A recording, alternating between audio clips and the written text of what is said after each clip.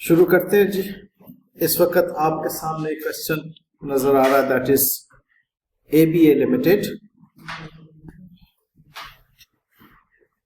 ABA limited conducts its activities from two properties: a head office in the city center and a property in the countryside where staff training is conducted. So in a way हमारे पास एक head office की building है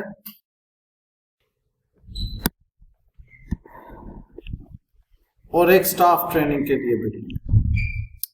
Both properties were acquired on 1st April 2013 and had estimated lives of 25 years with no residual value.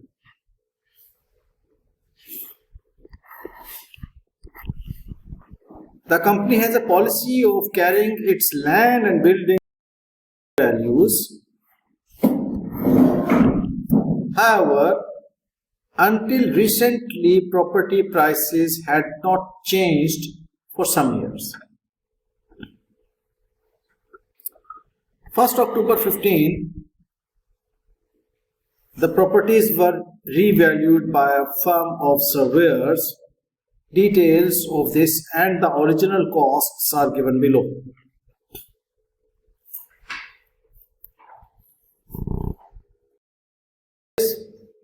जो 1 अप्रैल को आपने 2013 का bye किया था, जिसमें लैंड और बिल्डिंग सेपरेटली बताई हुई हैं, वो 1 अक्टूबर 15 को रीवैल्यू हो रहा है 713.50 पर। ट्रेनिंग प्रेमिसेस जो 1 अप्रैल 2013 को लैंड 300 और बिल्डिंग 900 की हो रहा है 1 अक्टूबर 15 को 350 एंड 600,000। याद रहे कि इनकी ओरिजिनल जो एस्टिमेटेड लाइव्स हैं वो 25 इयर्स हैं, स्टार्टिंग फ्रॉम 1 अप्रैल 2013।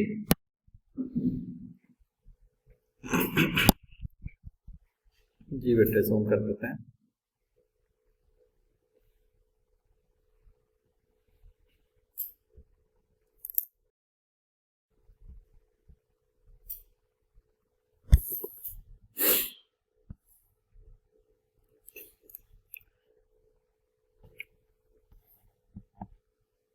हमारी जो ट्रेनिंग प्रेमिसेस की बिल्डिंग है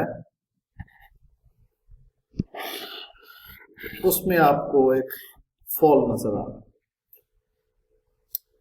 the fall in the value of training premises is due mainly to damage done by the use of hand during training.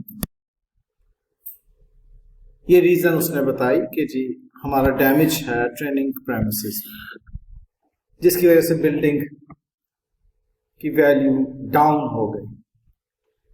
The surveyors have also reported that the expected life of the training property in its current use will only be further 10 years from the date of valuation. All right. The estimated life of the head office remained unaltered. Head office की जिंदगी में कोई तब्दीली नहीं आई, वो उतनी ही original 25 years है। Note: ABA Limited treats its land and its buildings as separate assets. Depreciation is based on the straight line method from the date of purchase or subsequent revaluation. Date of purchase or subsequent revaluation.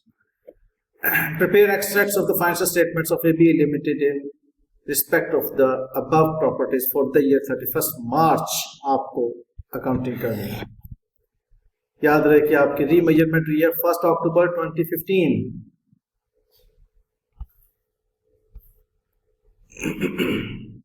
मोटी मोटी बातें आप note कर लीजिए अपने पास।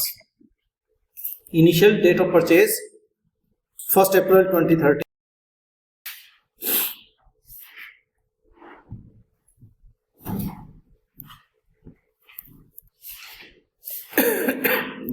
Buildings हैं, एक head office building है और एक ट्रेनिंग स्टाफ ट्रेनिंग बिल्डिंग, ये भी लिख लीजिए। हेड ऑफिस बिल्डिंग, ये मोटे मोटे पॉइंट्स नोट करना बहुत जरूरी होते हैं। अगर इनको अच्छे तरीके से आप ग्रैस्प कर लें तो एग्जामिनेशन में कभी आपकी गलती नहीं होगी।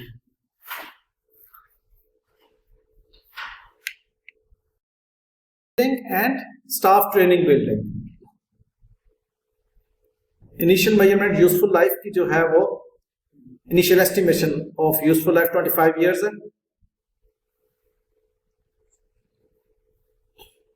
रीवैल्यूएशन 1 अक्टूबर 2015 को हो रही है। कितने साल गुजर चुके हैं?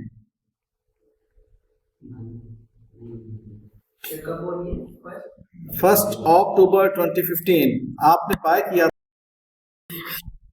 अप्रैल 13 को, और अप्रैल 15 तक आपके 2 साल और उसके ऊपर 6 months, 2.5 years आर गो।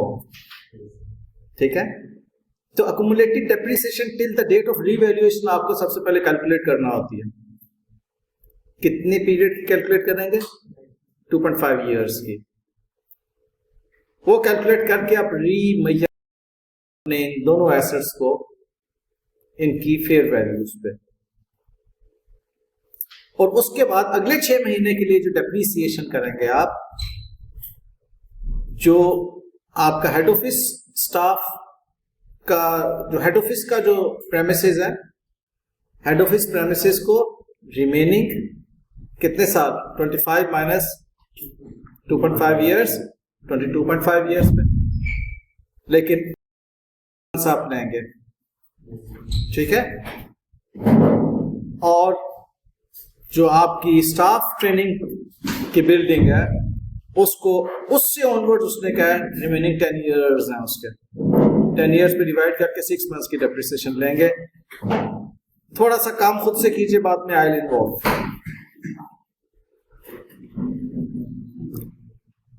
थोड़ी सी वर्किंग खुद से कर लीजिए।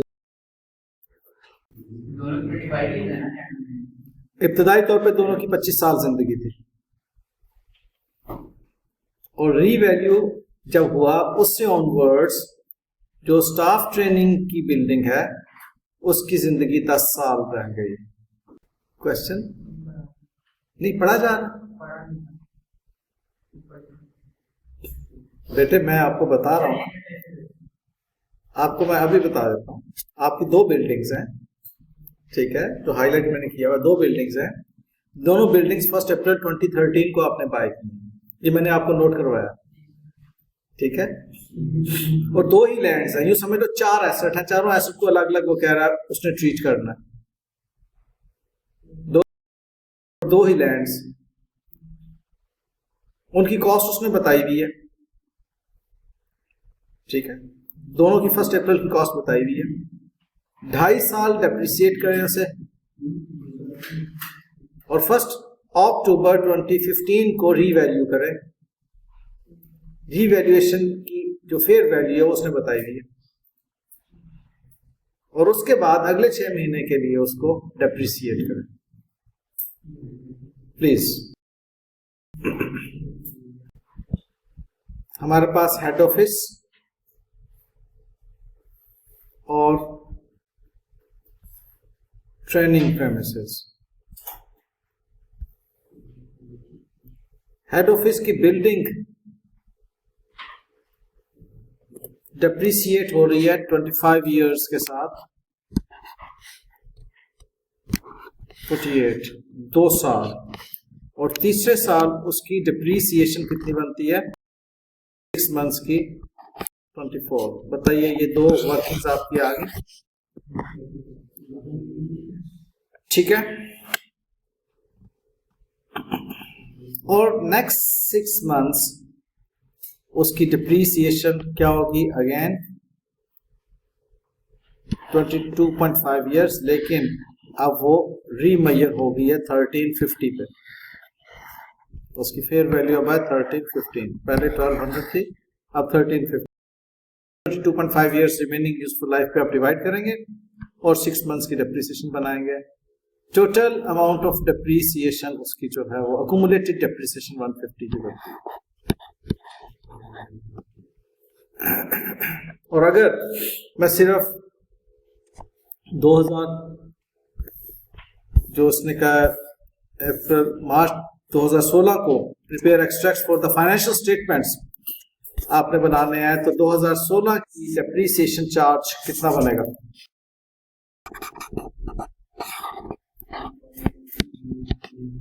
2016 का डेप्रीसिएशन चार्ज 54, ये दोनों मिलके 54 फॉलोड। जो बात समझ नहीं आई प्लीज पूछिए, बोल देता हूं। देखो बेटे, पहला साल याद रहे, अभी मैं सिर्फ हेड ऑफिस की बिल्डिंग की कॉस्ट है 12 लाख। ओके, अब 12 लाख जो है उसको आप डेप्रीशिएट करने के लिए 25 साल पे डिवाइड करेंगे। उसकी पहले साल की डेप्रीसिएशन 48, दूसरे साल की 48 और तीसरे साल में 6 महीने की 24 और नेक्स्ट 6 मंथ्स की 30। अब ये नेक्स्ट क्योंकि वो रीवैल्यू हो गया था, रीवैल्यू होकर 1350 उसकी फेयर वैल्यू है, उस पर वो रीवैल्यू हुआ और उसको 6 मंथ्स के लिए आपने जब डेप्रिसिएट किया 1350, रिमेनिंग लाइफ उसकी 22.5 from the date of revaluation onwards, क्योंकि उसकी यूजफुल लाइफ में तब्दीली नहीं आई। 22.5 पे आप उसको डिवाइड करेंगे 60, डेप्रिसिएशन 1 साल की, 6 मंथ्स की 30, तो ये 6 मंथ्स और ये 6 मंथ्स मिलके डेप्रिसिएशन बनती है। अभी इसके टी अकाउंट बनाएंगे, वर्किंग हो गई। ऑलराइट,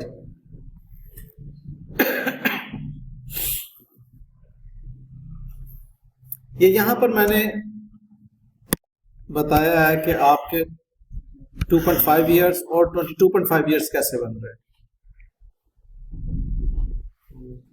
जी, समझ आई कि नहीं? क्लियर। ओके, अब आ जाए जी ट्रेनिंग बिल्डिंग जो है उसके ऊपर। ट्रेनिंग बिल्डिंग जो है उसकी कॉस्ट 900 है। अब ये देखिए, ट्रेनिंग प्रेमिसेस 1 अप्रैल को आपने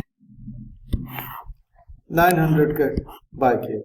लैंड की तो डेप्रिसिएशन नहीं होती ना, सिर्फ बिल्डिंग की होती है ना। ओके, तो 900 25 इयर्स पे आपने डेप्रिसिएट किए, 36 पहले साल, 72 इन 2 सालों की डेप्रिसिएशन बन गई।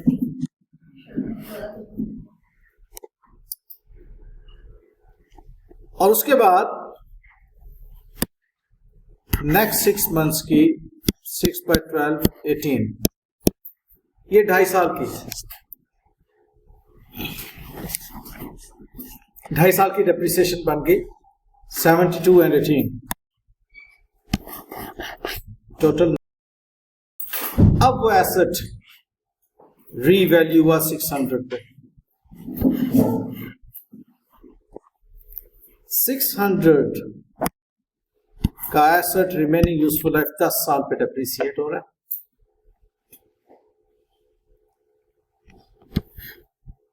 उसकी 60 डेप्रिसिएशन 1 साल की, 6/12 6 मंथ्स की 30।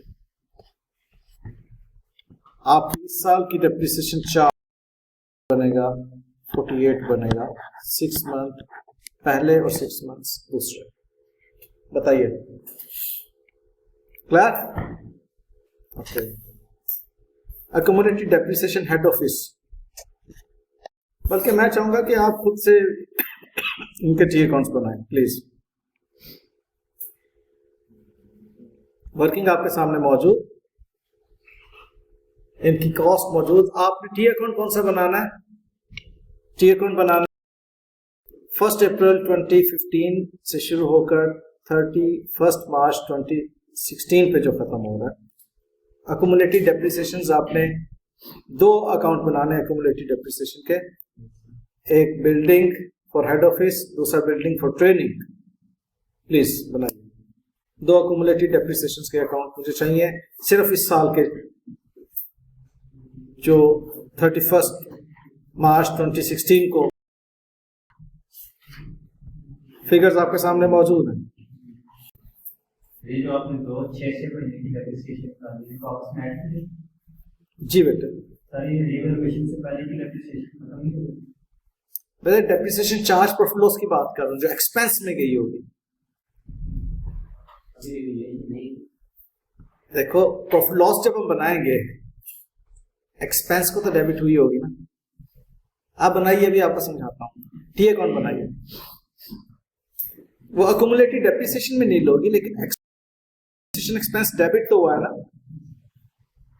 वो डेप्रिसिएशन एक्सपेंस का डेबिट पहले 6 महीने का जो है डेबिट तो प्रॉफिट लॉस में जाएगा ना। क्रेडिट अकुमुलेटेड में गया था, जो अकुमुलेटेड खत्म हो गई थी।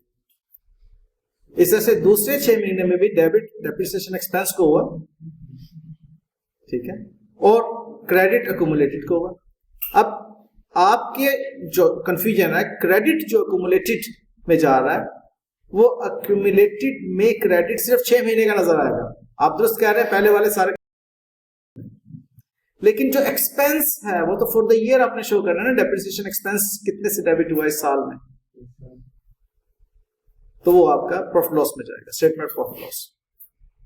ये दो टी अकाउंट्स आपको नजर आ रहे हैं इस वक्त बिल्डिंग के।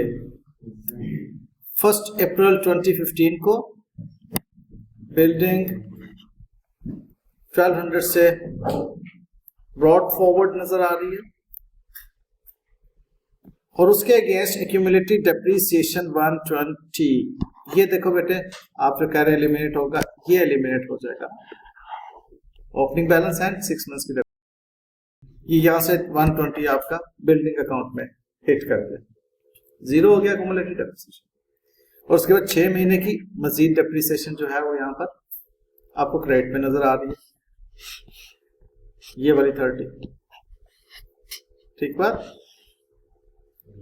तो आप कैरी फॉरवर्ड 30 ही जाएगी, 120 तो जा चुकी है।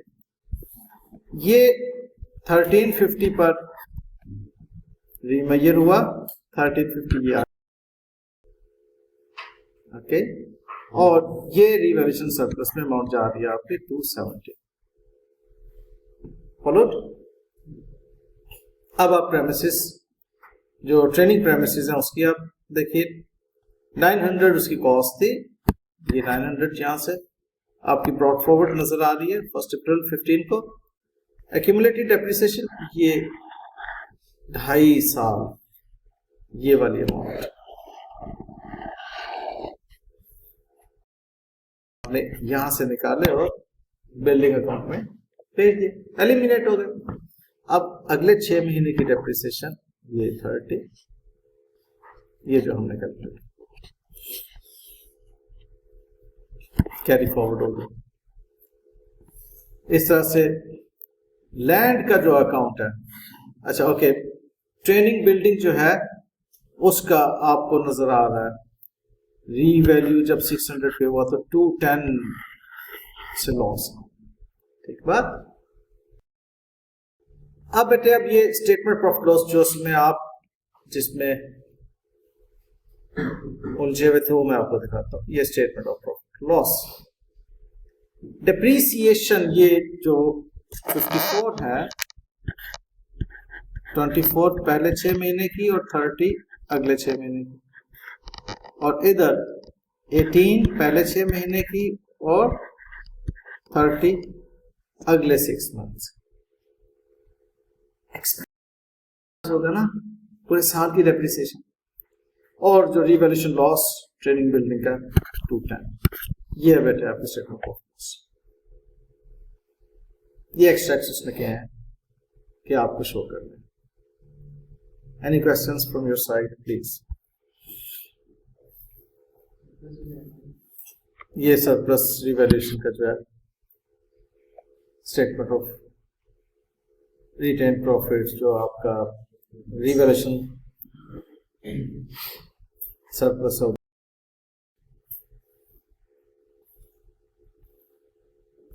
ठीक है, एनीवेज आप आगे आ जाइए। नेक्स्ट क्वेश्चन देखते हैं। ऑनलाइन बच्चों का कोई सवाल, कोई पॉइंट, कोई discussion point about this question? ABA limited online बच्चे, if you want to ask something. Next question देखिए please. All clear, good Abdul Rahman. लेंची इसको थोड़ा सा जूम किए देता हूं मैं।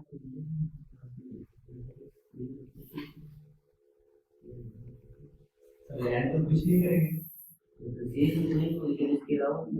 बेटे उसकी रिवायरमेंट हुई है ना? तो कोई रिकॉर्ड तो नहीं होगा। हाँ, और क्या करना, उसको बैलेंस शीट में शो करना, रीवैल्यू हो रही है ना, जैसे जैसे रीवैल्यू होगी और उसको आप बैलेंस शीट पे रिवैल्यूएशन सरप्लस उसका शो कर देंगे। ठीक है, ये क्वेश्चन पढ़िएगा please.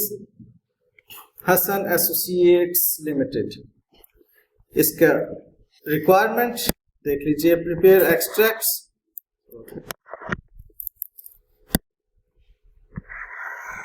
from the statement of financial position and statement of profit loss of Hussain Associates in respect of the plant 30th September 16. Your answer should explain how you arrived at your figure. जी बेटे, मैं पढ़ दूं आपके लिए, तवज्जो में रहिएगा। The Assistant Financial Controller of Hussain Associates Limited Group has identified the matters below which she believes may indicate impairment of one or more assets.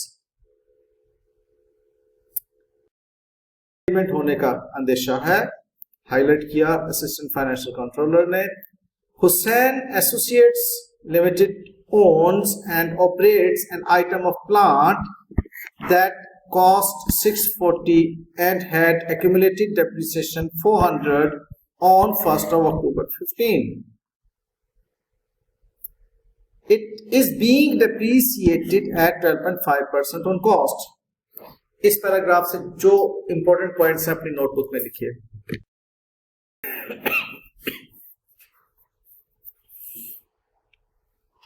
इस वक्त 1 अक्टूबर 2015 को आपके पास कॉस्ट 640 की और एक्यूमुलेटेड डेप्रिसिएशन 400 के हैं, और आपने रिपोर्ट करना है। आपकी रिपोर्टिंग डेट बन रही है 30 सितंबर 2016 को।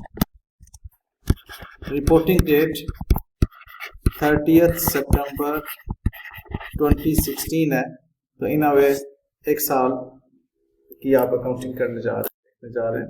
ये क्या हुआ?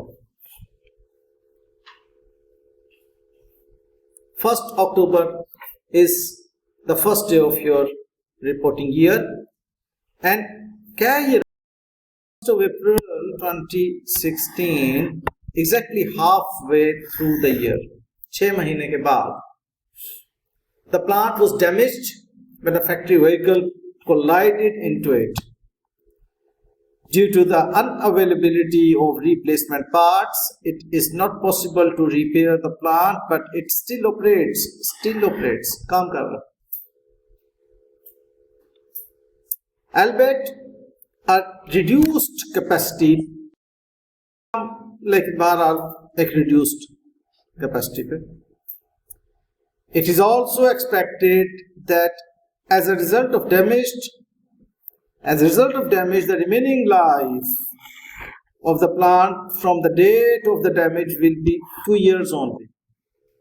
Date of damage 1st April 2016 से onwards life उसकी 2 years. Based on its reduced capacity, the estimated present value of the plant in use is 150. इसको हम क्या कहते हैं? Value in use. ये हमारे पास वैल्यू इन यूज की अमाउंट है। The plant has a current disposal value of 20,000 which will be nil in 2 years time. इस वक्त अगर उसको बेचें तो कितने का बिकेगा? 20,000. तो ये क्या हुई? Fair value less cost to sell. इस वक्त आपको रिसीव होगी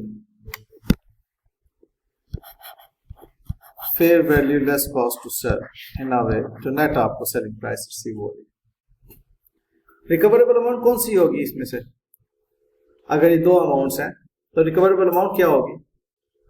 higher of these two 150. But Hussain Associates Limited has been offered in a trade-in value of 180,000. नहीं हुई.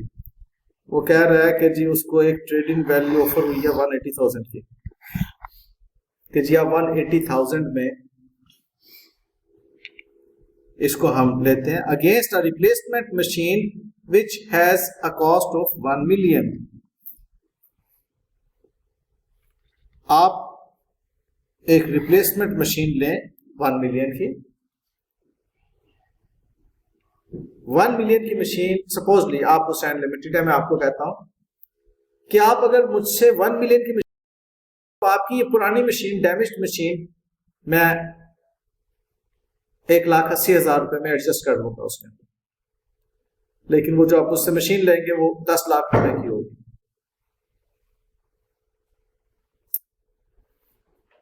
There would be no disposal cost for the replacement plant. अगर ऐसी situation होगी तो कोई डिस्पोजल कॉस्ट उस वक्त उसके साथ एसोसिएटेड नहीं है 180 के साथ. सिंपली मैं आपको 180 के अंदर उसकी रिप्लेसमेंट दे दूंगा. आप 180 मुझे देंगे, 180 की वो मशीन पुरानी मशीन आप मुझे देंगे, उसके बदले में मैं 10 लाख में से 180 का रिबेट आपको दे दूंगा. यूं कह लीजिए.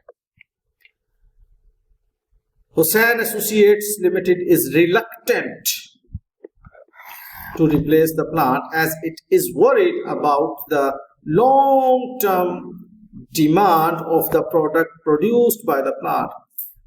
वो इस बारे में worried हैं कि ये प्लांट अब बहुत ज्यादा देर जो है वो अगर मैंने नया ले लिया तो प्रोडक्ट एक्सेप्ट नहीं होगी मार्केट के अंदर, इसलिए वो इस डील को डिस्कार्ड करता है, कहता मैं ये डील नहीं करनी. तो उसके पास अवेलेबल ऑप्शंस कौन सी हैं? फिर दो. एक ये कि यूज करता रहेगा तो 150 इसकी present value of the future cash flows बन रही है, और दूसरा ये कि आज अगर ये डिस्पोज ऑफ कर दे तो 20,000 में बिकेगा.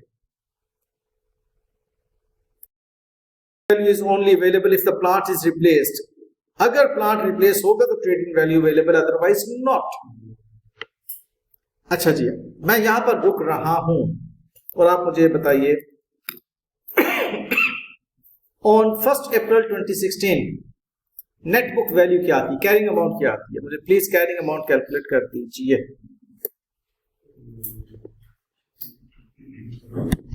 कैरिंग अमाउंट ऑन 1 अप्रैल 2016 मुझे चाहिए. कॉस्ट उसकी 640 है. आज तक 400 उसकी जो है वो अकोमुलेटेड डेप्रिसिएशन चार्ज हो चुकी है. 12.5% डेप्रिसिएशन रेट है. कितना आता जी on cost straight line method? तो 6 महीने की डेप्रिसिएशन क्या बनती है? कितनी बनती है? 40. अब अगर वो 40 बनती है तो आपके पास क्या वर्किंग है? आप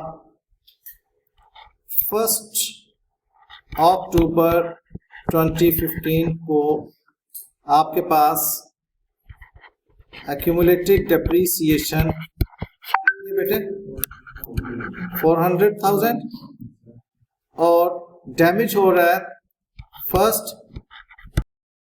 2016 को.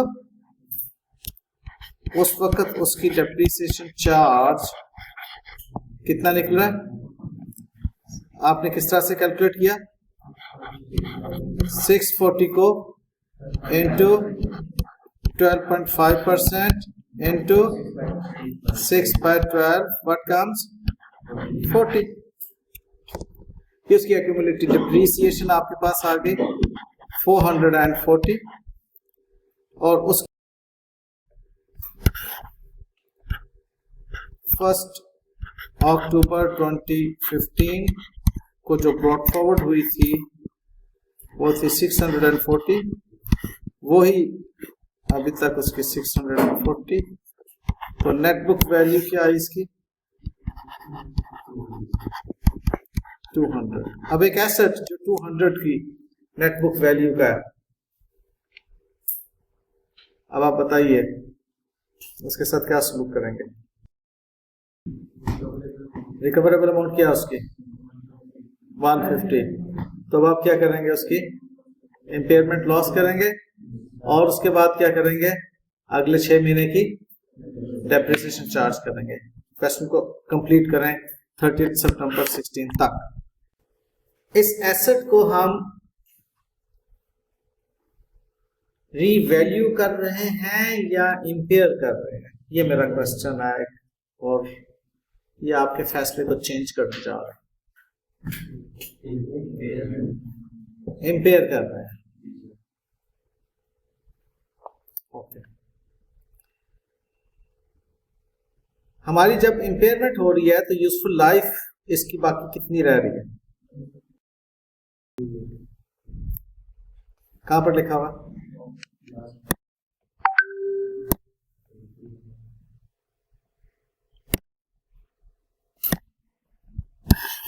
ये देखिए, ठीक है। अब जरा गौर से सुनिएगा, जब रीवैल्यू होता है तो till the date of revaluation हम उसकी एक्यूमुलेटेड डेप्रिसिएशन कैलकुलेट करते हैं और उसको नेट बुक लाने के बाद रीवैल्यू करते हैं। जबकि ये एसेट डैमेज हो गया, जिस दिन डैमेज हुआ उससे ऑनवर्ड्स उसके 2 साल है, इसकी इंपेयरमेंट का इंडिकेशन मिला हमें डैमेज होने का। इंपेयरमेंट कब करेंगे, ईयर एंड पे, ठीक है। डेप्रिसिएशन कितनी जिंदगी को सामने रख के करेंगे ये मुझे बताएं, मेरे सवाल को समझें और जवाब दें। सुनिएगा, एक तो काम आपने ये किया, मैंने आपके साथ मिलकर ये काम किया और आपको ये वर्किंग करवाई है। अब दूसरी वर्किंग की तरफ आइए प्लीज। दूसरी वर्किंग क्या है कि आपने ये एसेट जो आपके पास 1 अक्टूबर 2015 को कॉस्ट कर रहा है 640 का, ये एसेट 1 अक्टूबर 2015 को इसकी एक्यूमुलेटेड डेप्रिसिएशन ये एसेट डेप्रिसिएट हो चुका 40 माइनस 400 से 240 इसकी 1 अक्टूबर 2015 रिमेनिंग वैल्यू है, जिसे आप नेट बुक वैल्यू कहते हैं। 6 महीने गुजरे थे कि इंडिकेशन आ गई कि डैमेज हो गया। अब जब डैमेज हो गया तो ये इंडिकेशन होती है इसको इंपेयर करने की। इंपेयरमेंट कब करेंगे, ईयर एंड पे। हम पहुंचे ईयर एंड पर। ईयर एंड क्या है हमारा 30 सितंबर 2016। अब ईयर एंड पे मैं कैलकुलेट करने लगा इसकी डेप्रिसिएशन। अब मुझे बताइए इसकी डेप्रिसिएशन कैलकुलेट करते वक्त मैं इसकी यूजफुल लाइफ क्या लूंगा। Yes 2.5 years। ये कैसे है,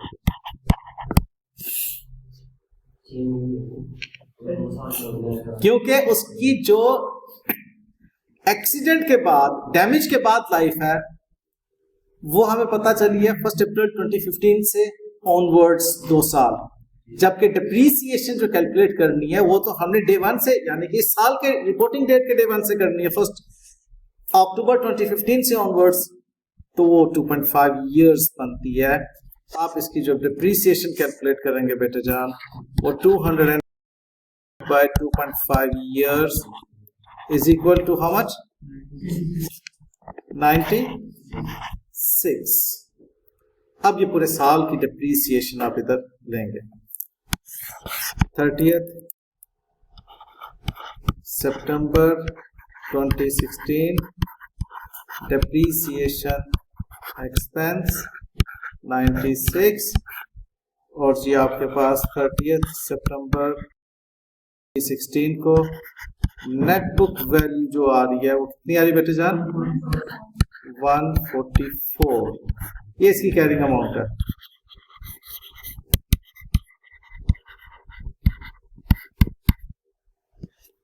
इसकी कैरिंग अमाउंट बन रही है आपकी रिपोर्टिंग डेट पर। अब आप इस सवाल में देखिए वो क्या कह रहा है आपसे।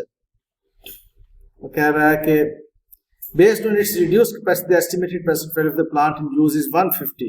The plant has a proposal of 20,000, which will be nil in 2 years' time. Okay? अब आपके पास value in use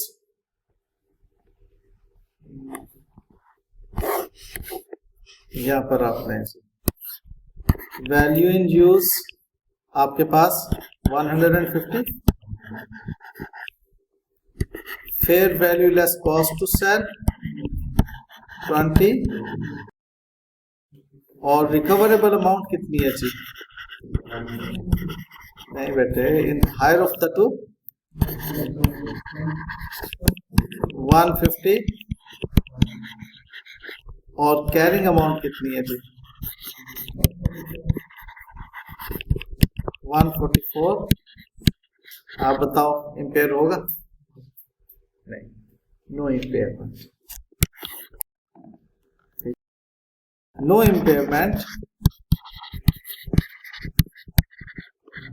because carrying amount जो है वो lesser than the recoverable amount. ये है पॉइंट। ठीक बात। इम्पेयरमेंट ईयर एंड पर होती है, ये बात याद रखिएगा। ड्यूरिंग द इम्पेयरमेंट रिवैल्यूएशन हो सकती है during the year, impairment reporting date पर होती है। ऑलराइट। हाँ, अगर आप सेल कर रहे हैं एसेट तब एक अलग बात है। एसेट डिस्पोज ऑफ कर रहे हैं, आपने इम्पेयर करना है, तब आपने उसकी वैल्यू निकालनी है, तब आपने देखना है, वो एक अलग बात है। लेकिन इम्पेयरमेंट नॉर्मल रूटीन में एसेट इस्तेमाल हो रहा है, रिपोर्टिंग डेट पर जाके इम्पेयरमेंट होगी। जैसे डेप्रीसिएशन आपकी रिपोर्टिंग डेट पे होती है। जी बेटे,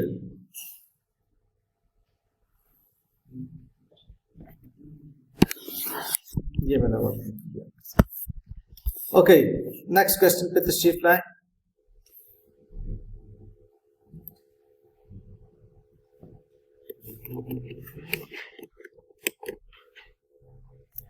प्रीमियर लिमिटेड रिक्वायरमेंट है कैलकुलेट इम्पेयरमेंट लॉस। आपने इम्पेयरमेंट लॉस कैलकुलेट करना है इस क्वेश्चन में, और ये आपने खुद से अभी करना है। Calculate impairment loss. क्वेश्चन आपके सामने है। Premier Limited owns a plant which has a carrying amount of 248 million as at 1st April 2018. It is being depreciated at 12.5% per annum on a reducing balance method. यहां तक highlights लिख लें अपनी notebook पे। देखो बेटा, ये प्रैक्टिस बनाओ कि क्वेश्चन जैसे पढ़ो उसके हिंट्स लिख लो अपनी नोटबुक में साथ, वो आपके ज़हन नशीं हो जाता है क्वेश्चन। आगे बढ़ते हैं, कहते हैं the plant is used to manufacture a specific product which has been suffering a decline in sales due to obsolescence. Obsolete हो रहा है, इस वजह से डिक्लाइन इन सेल्स आ रही है। डिक्लाइन इन सेल्स जो है एक इंडिकेटर है, याद रखिएगा इंपेयरमेंट इंडिकेटर पे बेस करती है। इंडिकेट होती है कोई चीज तो आप इंपेयरमेंट टेस्ट की तरफ जाते हैं, अदरवाइज आप इंपेयरमेंट टेस्ट की तरफ नॉर्मल रूटीन में नहीं जाते। जी बेटा, ऑब्सलीट होना होता है चीज का पुराना, आउटडेटेड, आउट फैशन हो जाना। इसकी एक एग्जांपल देता हूं, बड़ी सादा सी एग्जांपल देता हूं आपको। मोबाइल फोन आप यूज करते हैं, आज से करीबन से 15 साल पहले ऑलमोस्ट आईफोन 1 आया था, ऑलमोस्ट, ठीक है। मेरे पास बिल्कुल नया मोस्टली पड़ा हुआ है और मैं आपको पेश करता हूँ बड़ी मोहब्बत के साथ कि नया आईफोन 1 में आपको पेश करता हूँ। कबूल फरमाएंगे? अभी पेश करता हूँ। अच्छा, मैं दूंगा, वो सिर्फ एक डेकोरेशन पीस होगा क्योंकि वो ऑब्सलीट हो चुका है। ऑब्सलीट समझ आ गया? क्योंकि अब उसमें वो सॉफ्टवेयर चलेंगे ही नहीं, ठीक है। जो आज के सॉफ्टवेयर हैं उनके लिए जो आज की कॉन्फ़िगरेशन रिक्वायर्ड है वो चले, ठीक है। तो बात आगे बढ़ाते हैं। ऑब्सलीट हो गया। PL has estimated that the plant will be retired from use on 31 March 2023, ठीक है। 1 अप्रैल 2019 को उसकी कैरिंग अमाउंट दी हुई है। 12% रिड्यूसिंग बैलेंस मेथड पे डेप्रिसिएट कर रहे हैं। और प्लांट हैज, पीएल कंपनी का नाम है, premier limited, has estimated be retired from use on 31 March 2023। कितने साल बनते हैं? अप्रैल 20, 21, 22, 23, 4 साल। The estimated net cash flows from the use of plant and their present values are as follows. हमें 31 मार्च 21, 22, 23 एक साल के बाद ये प्रेजेंट वैल्यू का फैक्टर लगाना होता है ना। आप अगर मार्च 20 से ऑनवर्ड्स चलेंगे तो मार्च 21 पे एक साल होगा तब उसका फैक्टर लगेगा ना, इसलिए उसने आपको फैक्टर्स दिए हुए हैं, ये प्रेजेंट वैल्यूज उसकी दी हुई वर्कआउट करके, ठीक है। और 1 April 20 PL has an alternative offer, उस डेट को उसके पास the competitor to purchase the plant for 200, fair value आ गई आपके सामने इस वक्त वर्किंग है। मैं चाहूंगा कि आप थोड़ी सी इस पे तबाज़माई करें, उसके बाद हम इसको सॉल्व कर लेंगे खुद से भी। देखिए प्लीज, सारा क्वेश्चन कंप्लीट आपके सामने। 1 अप्रैल 20 को आप फैसला कर रहे हैं। 1 अप्रैल 20 आपको, इसका मतलब 1 अप्रैल 20 की कैरी अमाउंट तो कैलकुलेट करना है ना। आपको बहुत बड़ा जो एक काम अभी करना है वो है 1 अप्रैल 2020 की कैरिंग अमाउंट क्या होगी, तो वो कैलकुलेट कीजिए प्लीज। आपके पास 248 मिलियन की कैरिंग अमाउंट है 1 अप्रैल 2019 की, और आप डेप्रिसिएट करते हैं 12.5% रिड्यूसिंग बैलेंस मेथड पे, ठीक है। इसका मतलब एक साल की डेप्रिसिएशन चार्ज होगी तो 1 अप्रैल 2020 पे आप पहुंचेंगे। पहुंचिए प्लीज। 217 पे आप पहुंच गए, ठीक है जी। 217 ये रहा आपके पास, ठीक है। 214.6 वैल्यू इन यूज दी हुई है उसने, और 200 fair value less cost to sell दी हुई है यहाँ पर उसमें. ओके, इन दोनों में से higher is value in use which would be termed as recoverable amount. Impairment क्या हुआ? 2.4.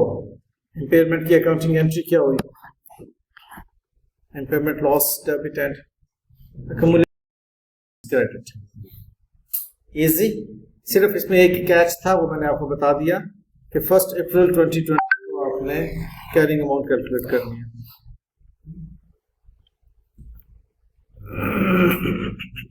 ठीक है.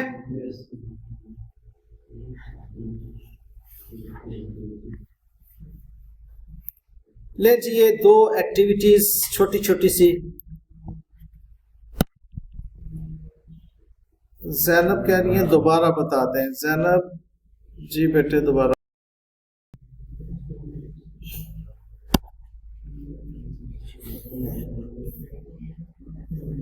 ओके,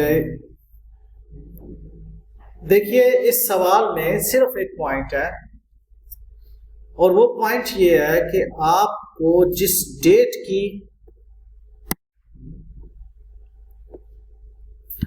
प्रेजेंट वैल्यू दी हुई है और जिस डेट की फेयर वैल्यू, ये present value means value in use और ये means fair value less cost to sell. IAS 36 ये आपको कहता है ना कि value in use and fair value less cost to sell में से जो हायर है वो आपकी रिकवरेबल अमाउंट है. वो हमें मालूम होगी जी. रिकवरेबल अमाउंट हमारे पास 214.6 है. अब इस डेट पर कैरिंग अमाउंट हमारे पास नहीं है, क्योंकि कैरिंग अमाउंट जो क्वेश्चन में दी हुई है वो 1 अप्रैल 2019 की दी हुई है. दुरुस्त. अब 248 जो है वो 1 अप्रैल 2019 एक साल पुरानी है. हमें उसको आज यानी कि 1 अप्रैल 2020 पर लेकर आना है.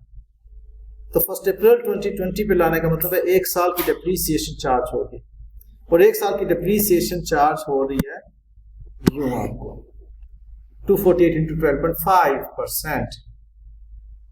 रिड्यूसिंग बैलेंस मेथड है ना, इसलिए हमें उसकी कोई जरूरत नहीं है.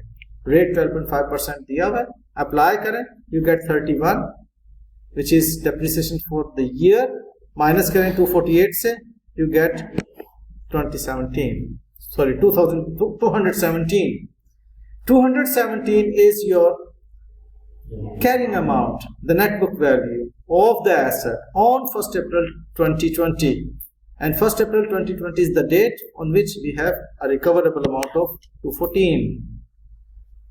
कितनी फॉल की? 214.6 और 0.4.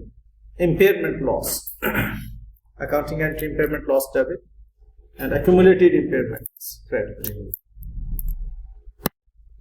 जी बेटे अब्दुल रहमान एंड जैनब बेटे, क्लियर है आपको? प्लीज बताइएगा.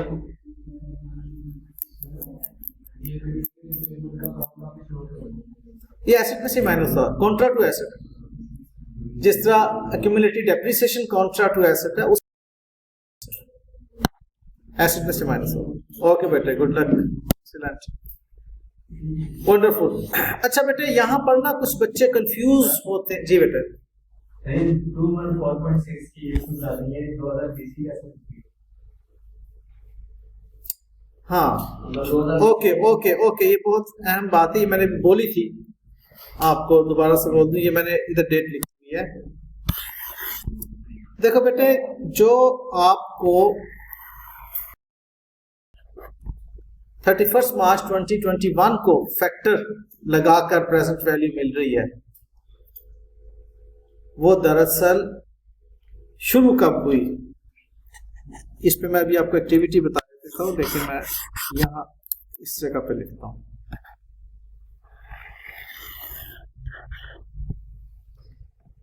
आपके पास 31 मार्च 23, 31 मार्च 22, 31 मार्च 21 और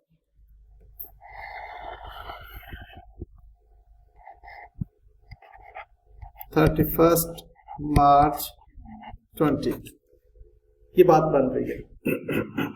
प्रेजेंट वैल्यू आप जानते हैं कि यहाँ तो साल के शुरू में आपको कैश इनफ्लो हो रहा है या साल के आखिर में कैश इनफ्लो हो रहा है, उस पीरियड के शुरू में पीरियड एन्युटी ड्यू आपने पढ़ा हुआ है, ठीक है। और क्या पढ़ा हुआ है के अंदर?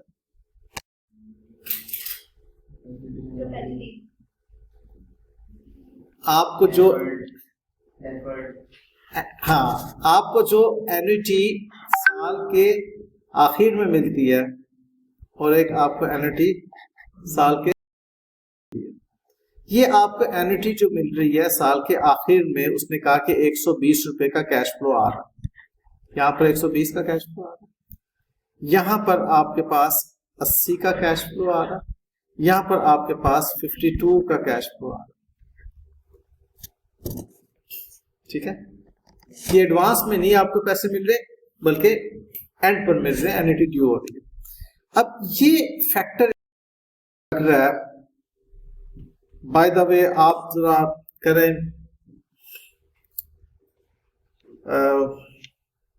अगर इसका प्रेजेंट वैल्यू इंटरेस्ट फैक्टर आप कैलकुलेट करें तो क्या बनता है? 109.2 डिवाइडेड बाय 120 करें जरा, 109.2 डिवाइडेड बाय 120, 0.91, इसका मतलब 10% को उसने किया हुआ है। पॉइंट, ये फिर 0.82 होगा, 0.826 होगा, 0.751 होगा। जरा टिक टिक करें, 80 को इंटू 0.826 करें, क्या आता है?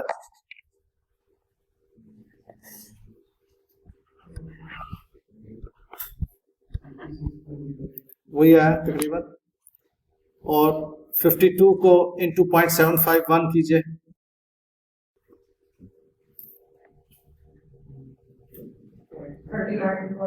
वही आया 39, ठीक है। अच्छा, तो हुआ क्या, ये आपका 10% पर प्रेजेंट वैल्यू इंटरेस्ट फैक्टर उसने लिया हुआ है। आपकी एक साल के बाद कैश फ्लो पता चल रही है 120 मुझे मिलेंगे, 4 साल उसने कहा ना कि इसकी जिंदगी रह जाएगी, तो वो कह रहा है कि एक साल के बाद उसको जो है 120, 80 फिर 52 और उनके प्रेजेंट वैल्यू इंटरेस्ट फैक्टर्स 10% पे वो कह रहा होंगे, जो कि मल्टीप्लाई करके आपके पास 109.2, 66.4 और 39 रह जाएंगे। ये आपकी प्रेजेंट वैल्यूज हैं। तो present value of future cash flow 214.6 मिलती हैं आपको, ठीक है। इनफैक्ट आप अगर मेरी अगली एक्टिविटीज देख लें, जो कि मैंने इस बात को भांपते हुए लिखी है कि प्रेजेंट वैल्यू की कैलकुलेशन अमूमन बच्चों को भूल चुकी हुई होती है, ऑल दो उन्होंने AFC, PRC व्हाटएवर उसके अंदर पढ़ी थी ना बचपन में, ठीक है। वो तो बहुत बच्चे थे उस वक्त, है ओके। ये 2 एक्टिविटीज आपके सामने मैंने इस वक्त लिखी हुई है, मैं कुछ नहीं बोलना चाह रहा इनके ऊपर, मैं देखता हूं कि आपकी अंडरस्टैंडिंग क्या है, इस पे क्या लिखा हुआ है, क्यों लिखा हुआ है, क्या बताना चाह रहा हूं, प्लीज देखिएगा जी, क्या बताना चाह रहा हूं यहां पर।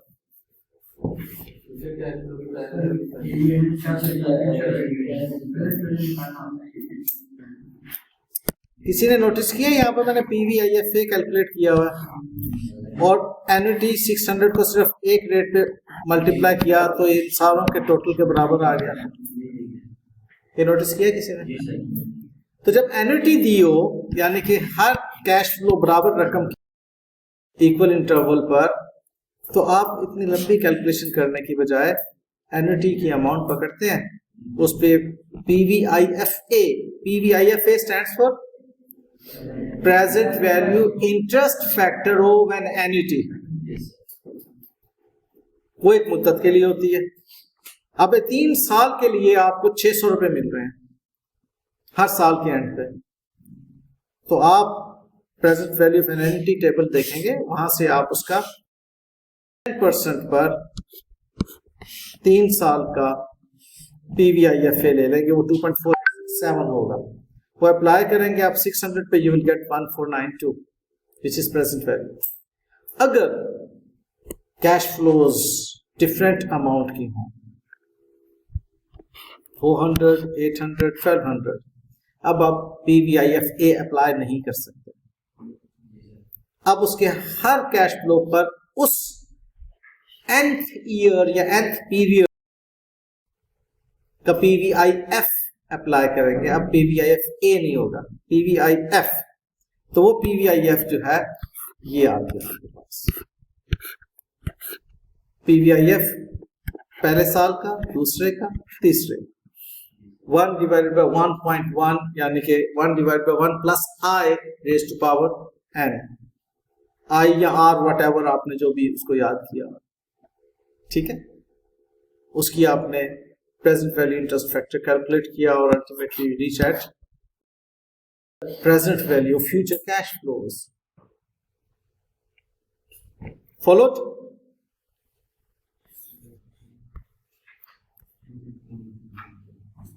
लें जी, ये कैलकुलेट करते हैं मुझे जरा। Future cash flow are expected to occur 1000 at the end of each year for 20 years, discount rate 10%। PVIFA मालूम करें 20 years क्या क्या होगा, और ये आपका at the end of each year cash flow है।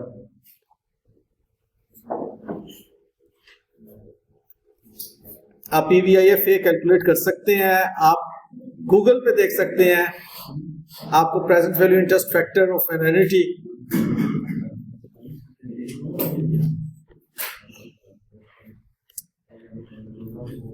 टेबल देखना आना चाहिए आपको बेटे। गालिबन मैंने डाउनलोड किया हुआ नहीं बेटे, आपको इतना उस लेवल पे बातें करेगा ही नहीं। ये प्रेजेंट वैल्यू टेबल आपको मैं डिस्प्ले कर रहा हूं, ये देखिए जी please.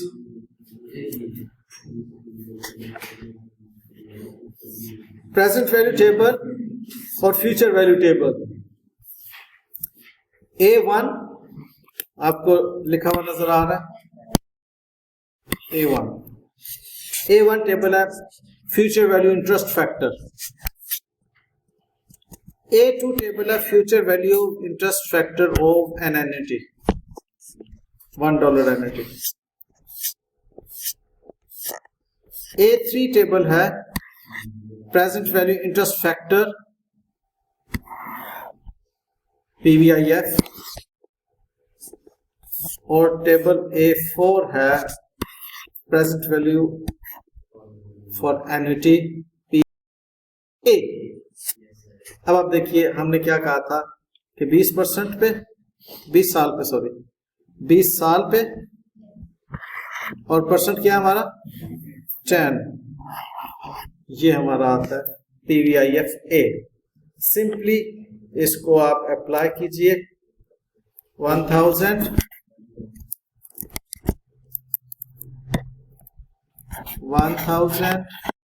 Multiplied by 5136, what comes?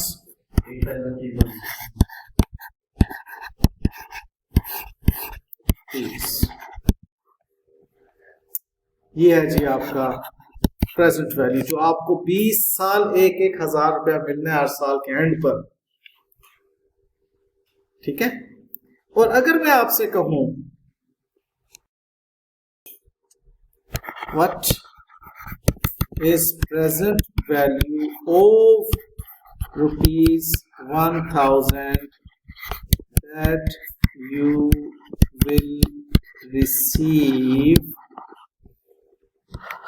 at the end of 20th year, बताइए उसकी प्रेजेंट वैल्यू क्या होगी? PVIFA देखेंगे अब क्या, कौन सा टेबल? अब आप A3 देखेंगे, PVIF वाला, ठीक है। और इसमें आप किस पर है?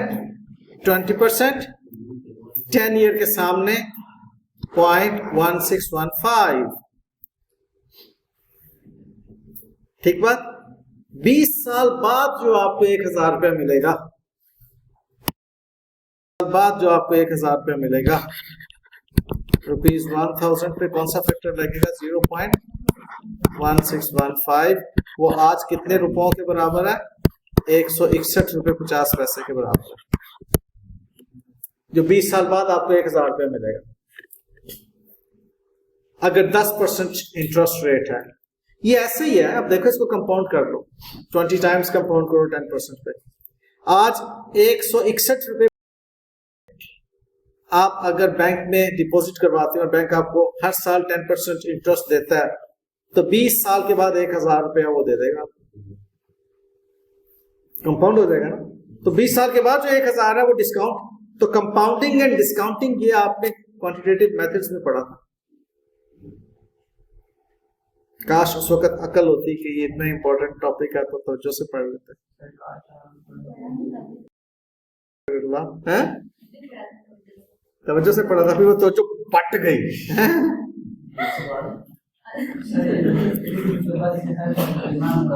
जी बेटे, ज्यादा नहीं टिकती, बस उसका बेटे तरीकेकार ये होता है कि आप उसको प्रैक्टिस में ले आओ, ठीक है। अब ये जो है ना प्रेजेंट वैल्यू, सारी चीजें ये आपके कई क्वेश्चंस का हिस्सा है। आपने इंशाल्लाह ताला जब रिपोर्टिंग लेवल 2 पढ़ना है, उसके अंदर आपने लीजेस के अंदर इसको देखना है, ठीक है। उसमें जब आप इवन डिस्काउंट फैक्टर आपका, जब ये फाइनेंसिंग कंपोनेंट आपका आएगा रेवेन्यू के टॉपिक के अंदर, तो उधर भी आप उसकी डिस्काउंटिंग कर रहे होगे, प्रेजेंट वैल्यू कर रहे हो। तो अब बेटे प्रेजेंट वैल्यू को बहुत अच्छी तरह से समझ लो। आपने फाइनेंशियल इंस्ट्रूमेंट जब पढ़ने हैं, वहां पर आपने उसकी डिस्काउंटिंग करनी है, ठीक, वैल्यू कैलकुलेट करनी है। तो ये प्रेजेंट वैल्यू वाला टॉपिक जो बड़ा अच्छा सा कर लो। मैंने इसीलिए इस पे थोड़ी सी एक्टिविटीज बनाई है, क्योंकि मुझे मालूम है बच्चे कुछ थोड़ा वीक हैं इसके ऊपर। एक और एक्टिविटी पेशे खिदमत है। सर ये टेबल में डिफरेंट हो सकती है कैलकुलेटेड वैल्यू थोड़ी बहुत आप कह ले हो सकती है, वरना ये 100% सेम आएगी। कैलकुलेटर में 163 राउंड ऑफ किया होगा ना आपने,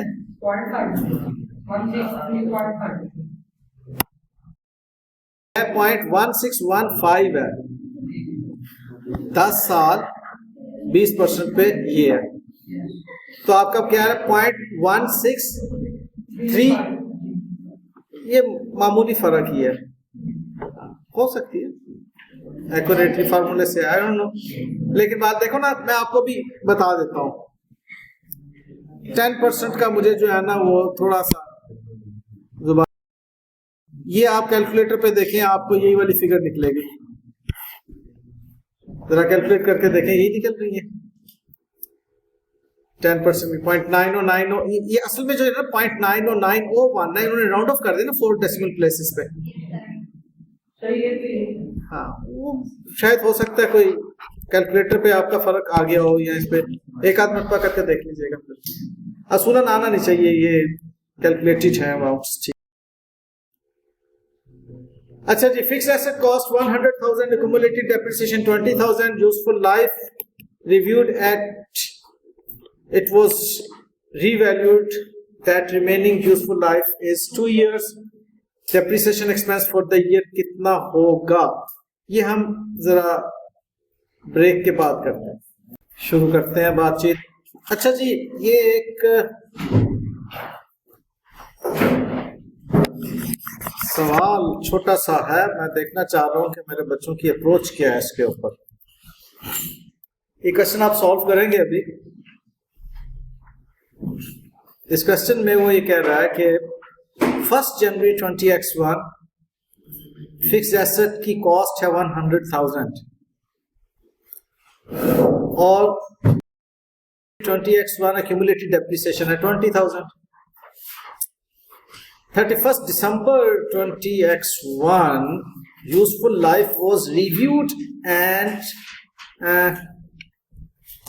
at this date शायद can say, and it was reviewed and it was revealed that remaining useful life is 2 years. At this point in time, remaining useful life उसकी 2 साल की है.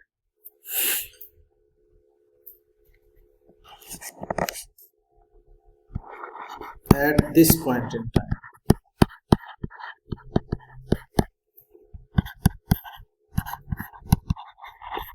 Depreciation expense for the year 31st December 20x1 क्या होगा? This is my question, please.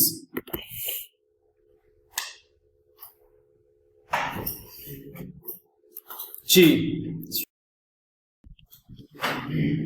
आवाज नहीं आ रही, कायनात को आवाज नहीं आ रही. क्या अब्दुर्रहमान आवाज आ रही है आपको? कोई और बच्चा बताए मुझे, आवाज आ रही है आपको? हसनैन, सैफ, ज़ैनब,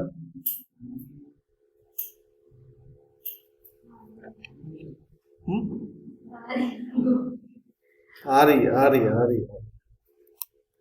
ओके, कायनात, अब्दुर्रहमान को भी अब आ रही है. चलो गुड है. अच्छा जी बेटे जान, क्वेश्चन, आपको डेप्रीसिएशन एक्सपेंस कैलकुलेट करना है 31 दिसंबर 20x1 का, और वो कह रहा है कि 31 दिसंबर 20x1 को उसकी रिमेनिंग यूजफुल लाइफ 2 साल. जी टिक टिक करें, जल्दी बताएं. 26 और 661 7 और बाकी बच्चे स्ट्रेट लाइन मेथड में डेप्रिसिएशन कैलकुलेट करनी है आपने. जी बेटे, अभी तक एक जवाब आया मेरे पास. मैं क्यों बताऊं? मुझे नहीं पता. 2666. ओके, 2 जवाब आ चुके हैं मेरे पास. अभी 50,000 बननी चाहिए. गुड, मैंने गुड. असद बोलो.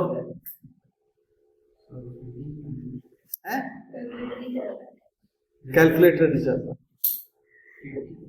50,000. ओके,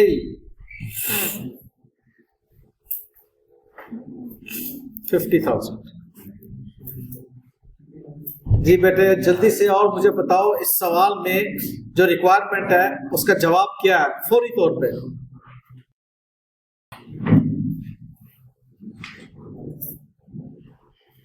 एक जस्ट ये कह लो वार्मिंग अप एक्टिविटी है, वार्मिंग अप एक्टिविटी.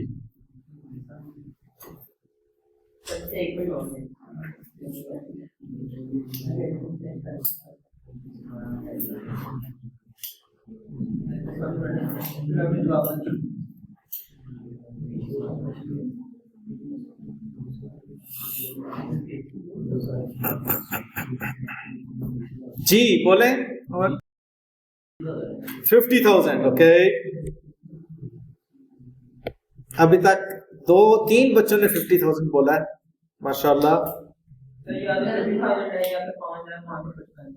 5,555.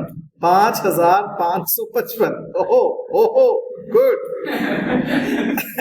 यानी कि 2 साल में इसे डेप्रिसिएट होना है 1 लाख को, जो कि क्युमुलेटिव डेप्रिसिएशन 20,000 हो चुका हुआ है डेप्रिसिएट. 80,000 उसकी नेटबुक वैल्यू है और 2 सालों की उसकी यूजफुल लाइफ बाकी है 2001 ऑनवर्ड्स, और 5,555 उसकी डेप्रिसिएशन है. एक्सीलेंट. जी बेटे 50,000. ओके, जी बेटे बोलो आप सीमा। बेटे आप कॉन्फिडेंस से बोलो कि 80,000 करेंगे। 40,000 सीमा आप कह रही है 40,000। पहले आपका 40 आया था। ओके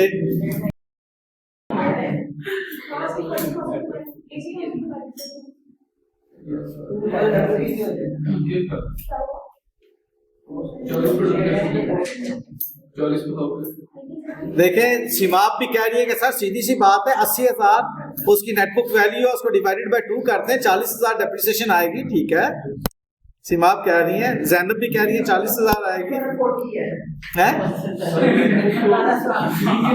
कासिम भी कह रहे हैं 40 है।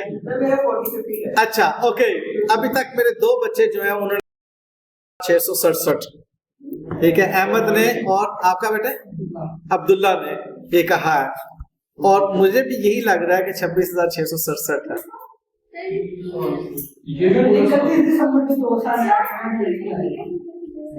ठीक है मैंने 3 पे डिवाइड क्यों किया है ये बताइए जरा।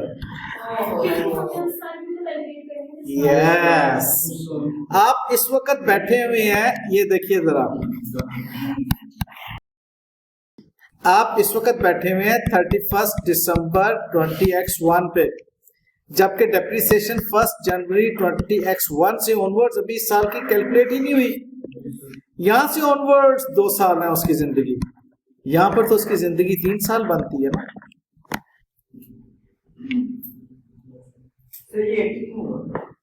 बेटे क्योंकि 20 तो पहले डेप्रिसिएट हो चुका हुआ है।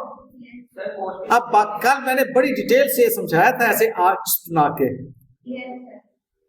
कि उसकी रिमेनिंग नेटबुक वैल्यू उसको रिमेनिंग यूजफुल लाइफ पे आपने डिवाइड करना है स्ट्रेट लाइन मेथड जब आप ले रहे हैं। तो नेटबुक वैल्यू उसकी 80,000 है, 20 तो डेप्रिसिएट हो चुका है, उसको फर्दर क्यों डेप्रिसिएट करना है आपने? बेटे स्ट्रेट लाइन ही है, मैं क्या कॉन्सेप्ट समझो please. Straight line doesn't mean कि जी आपने जो रिमेनिंग लाइफ है उसको अब आप दोबारा से कॉस्ट को दोबारा रिमेनिंग लाइफ पे डेप्रिसिएट करें। हाँ काम जो कॉस्ट उसकी डेप्रिसिएट हो चुकी हुई है उसको दोबारा से तो डेप्रिसिएट नहीं कर सकते आप। अब तो जो उसकी जिंदगी बाकी बची है और जो उसकी बुक वैल्यू बाकी बची है उसको बाकी मानदा जिंदगी पे आप इक्वली डिवाइड करते हैं। स्ट्रेट लाइन मेथड है। लॉजिक को पकड़ो ना बेटे। सही है अब्दुल्ला एक्सीलेंट, अहमद एक्सीलेंट, माशाल्लाह very well done.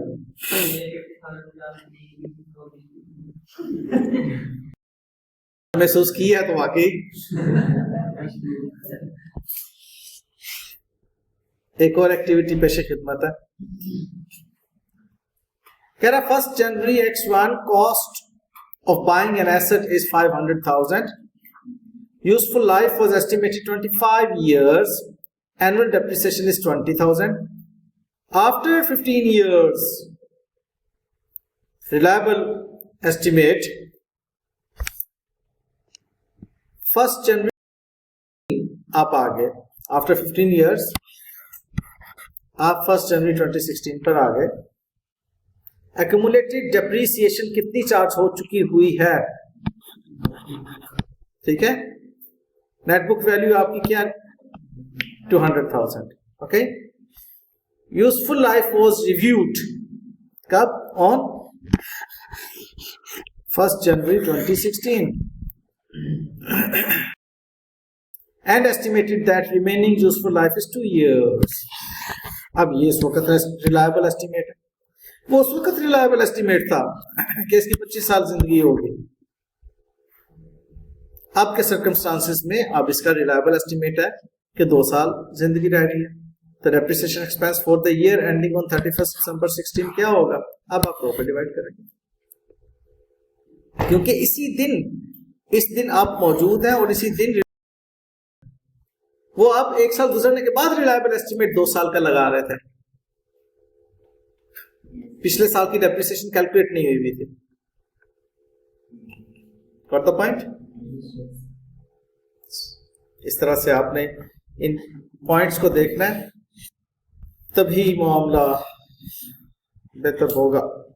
Skyline Limited.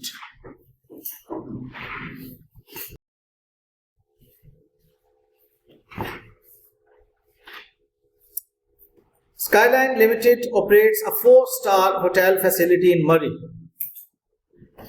The hotel was constructed at a cost of 300 million 5 years back, and it is depreciated on a straight line basis, total useful life of 15 years and residual value 20%. There are indications that the property is not performing as expected due to opening of a hotel nearby. A significant drop in number of tourists to the area because of terrorism. There is a 40% probability that the hotel will generate net cash flow of 40 million per annum, and 60% probability that the cash flows would only be 20 million per annum. The property's net operating income is 30 million, which is at the rate of 15%.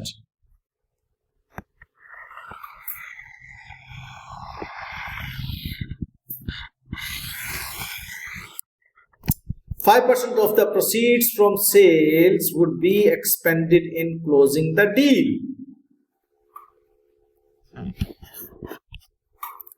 Calculate impairment loss if the appropriate discount rate is 10%.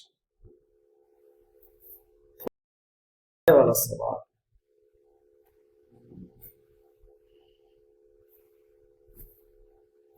आपने इसकी तीनों figures को calculate करना है. Carrying amount, value in use, fair value less cost to sell, और फिर हमने देखना रिकवरेबल अमाउंट कितनी है और इसकी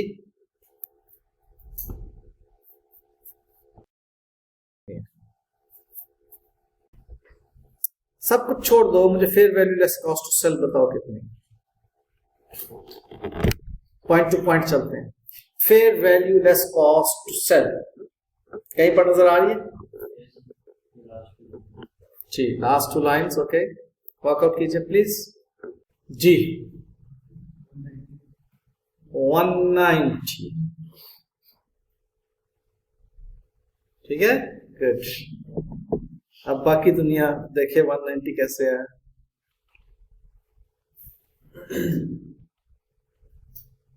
ठीक है,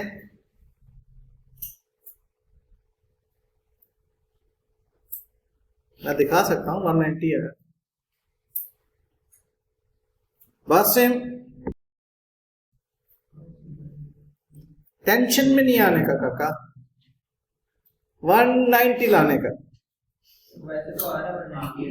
हाँ, कैलकुलेटर पे लिख दो 190, 190 लिख दो बस, ठीक है. ये काका नहीं, depression.com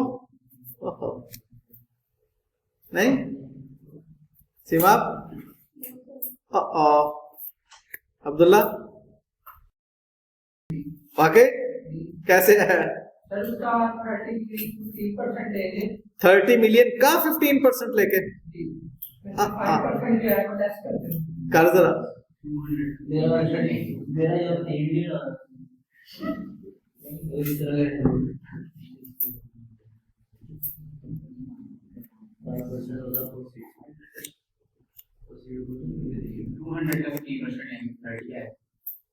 टू 200 का 15% लेंगे 30 आएगी. ग्रॉस अप किया, शाबाश. देखो बेटे मेरी बात सुनो, यहां पर एक छोटी सी बात मेरी सुन लीजिएगा. Investment times percentage is equal to return. ये तो छोटी सी बात है ना. आपने जो इन्वेस्टमेंट की है उस पे परसेंटेज आप कैलकुलेट करते हैं तो रिटर्न आता है. सर वो क्या कह रहा है कि रिटर्न हमारा जो है वो 30 मिलियन है और परसेंटेज जो है 15. इन्वेस्टमेंट कितनी है ये नहीं पता. अब बताओ इस कम से कम इक्वेशन को तो सॉल्व कर दो बच्चों। अब क्या इन्वेस्ट करेंगे कि जिसका 15% 30 होगा? 200। अब 200 वो कह रहा है कि इसकी फेयर वैल्यू, दोबारा से पढ़ें, properties net operating income is 30, operating income उसको 30 मिलियन रिसीव होता है ऑपरेटिंग इनकम का, जो कि which is at the rate 15%। Market में अगर कुछ इन्वेस्ट करे तो उसको 30 मिलियन रिसीव करने के लिए 200 मिलियन इन्वेस्ट करना पड़ेगा, 15% मिलेंगे उसको। अब अगली बात कहता है कि 5% of the proceed from sale would be expended at closing. वो जो प्रोसीड होगी उसका 5%, अब 5% इसमें से आप लेस करेंगे का मतलब है 190 आ गया। ये आ गया जी आपका fair value cost to sell. Value in use calculate कीजिए प्लीज। 10% is your rate.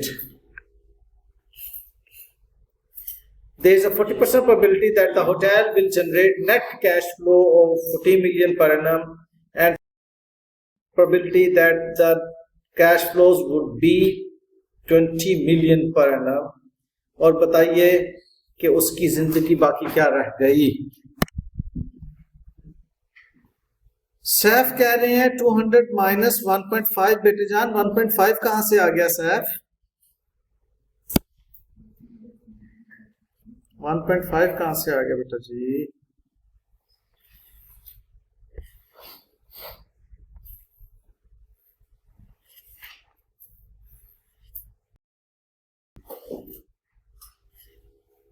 ये मैंने कैलकुलेट किया और आपको लेना है। 1.5 कहां से आ गया? देख लो, इस क्वेश्चन को मैं अभी आपके साथ डिस्कस कर लेता हूं। ओके बेटे, ओके बेटे। अच्छा, अब जरा इसका देख लीजिए क्वेश्चन में आपके सामने वर्कआउट किया हुआ है। कैरिंग अमाउंट, जैसे मैंने आपसे कहा था कि सबसे पहले तो हमें इशू आएगा कैरिंग अमाउंट का। कैरिंग मैं ये रब कर रहा हूँ क्योंकि नीचे आपको इसकी वर्किंग मिल जाएगी। सबसे पहले कैरिंग अमाउंट देख लेते हैं। ये ब्लू इंक से जो मैंने काम किया हुआ है, कह रहा है कि कॉस्ट उसकी 300 है, मान के चलते हैं बात 300 million. 5 years back and it is depreciated on straight line method. Total useful life उसकी जो है वो 15 years है और रेजिडुअल वैल्यू जो है 20%। तो आप उसकी एक्यूमुलेटिव डेप्रिसिएशन कैसे कैलकुलेट कर रहे हैं 5 years की? ये जरा आप देखिए, कॉस्ट 300, रेजिडुअल वैल्यू 20% 60। 300 का 20% लीजिए please, 60। 240 is depreciable amount. It is depreciable amount। 240 को आप डिवाइड लाइफ पे, वो है 15 years। 16 उसकी 1 साल की डेप्रिसिएशन और 5 साल वो जिंदगी गुजार चुकी है बिल्डिंग, वो होटल, तो उसकी 5 साल की cumulative depreciation 80, carrying amount 220। Agreed? इसको 1-2 मरतबा दोबारा देख लीजिए प्लीज। सिर्फ थोड़ा सा अल्फाज के अंदर घुसना पड़ता है, खुपना पड़ता है, कंसंट्रेट करना पड़ता है। आगे चलते हैं। अब मुझे बताइए कि बाकी की जिंदगी कितने साल रह गई उसकी? 10 साल। अब 10 साल में वो कह रहा है कि हर साल उसको 40% प्रोबेबिलिटी है कि 40 मिलियन मिलेंगे और 60% प्रोबेबिलिटी है कि 20 मिलियन मिलेंगे। जरा प्रोबेबिलिटी बेस्ड कैलकुलेशन टिक टिक कीजिए, क्या आती है? 40 मिलियन मिलने की 40% प्रोबेबिलिटी है, का मतलब है 16 मिलेगा, और 20 मिलियन मिलने की 60% 12 मीन्स उसको 28 का कैश फ्लो हो। ठीक है, इन अल्फाज को जरा दोबारा से पढ़ लें। मैं चाहूंगा कि अच्छी तरह से ज़हन नशीं हो जाए, आपको समझ में आ जाए। There's a 40% probability great cash flow। अच्छा, यहां पर ना एक बहुत इंपॉर्टेंट बात ये ज़हन में रख लीजिएगा, तवज्जो में है तो समझ में आ जाएगी, सारी जिंदगी समझ में रहेगी, नहीं तवज्जो में तो फिर एक लम्हे के लिए निकल के बाद में बाहर चल जाएगी। तवज्जो में प्रेजेंट वैल्यू हमेशा कैश फ्लोज की कैलकुलेट होती है, प्रॉफिट्स की कैलकुलेट नहीं होती, फुल स्टॉप।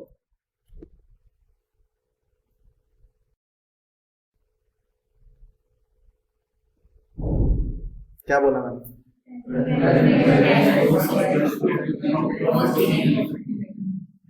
Full stop. ठीक है बेटे जान, ये इतनी इंपॉर्टेंट बात है। अगर यहां पर दिया हो कि प्रॉफिट फॉर द ईयर मेरे जो है वो इतने हैं, तो मैं कभी डायरेक्टली प्रॉफिट के ऊपर प्रेजेंट वैल्यू फैक्टर अप्लाई नहीं करूंगा। प्रेजेंट वैल्यू हमेशा फ्यूचर कैश फ्लोज जो है ना उनको जाता है कि फ्यूचर में जो कैश मुझे मिलना है आज उसकी प्रेजेंट वैल्यू ये है। और थोड़ा सा अगर वो एग्जामिनर आपको घुमाए तो वो यहां पर आपको नॉन कैश एक्सपेंस बता देगा, कोई डेप्रिसिएशन या इस तरह के इम्पेयरमेंट को एक दो नॉन कैश आइटम्स दे देगा कि प्रॉफिट को कैलकुलेट करने के लिए ये नॉन कैश एक्सपेंस इसमें से माइनस हुआ हुआ है, वो ऐड बैक कर दें, आप कैश फ्लो पे पहुंच जाएंगे। तो profit plus non cash expense is equal to cash flow, ये कैश फ्लो स्टेटमेंट में भी आपने पढ़ा, रिलेट हो जाती है बात उसके साथ। तो यहां उसने इसलिए बहुत वाज़ेह अल्फाज में लिखा है नेट कैश फ्लोज। अब प्रेजेंट वैल्यू कैलकुलेट करेंगे आप 28 की, और ये 28 जो है आपके यहां पर मैंने एक वर्किंग की है बेटे। आपने 5 साल उसे डिप्रीशिएट किया, ओके 5 साल के बाद 6वें साल से ऑनवर्ड्स उसने आपको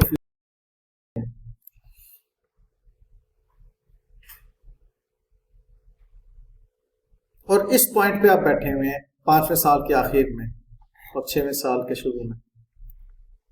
यहां से ऑनवर्ड्स आपके 1 2 3 4 5 6 7 8 9 10 सालों की एन्युटी आएगी। पीवीआईएफ ए आप कैलकुलेट कर सकते हैं, ठीक है। और आपको एक और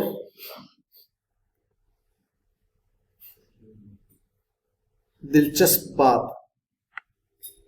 कि ये एसेट जिंदगी के इख्तिताम पे 20% कैश फ्लो मजीद देके फोत होगा, ठीक है।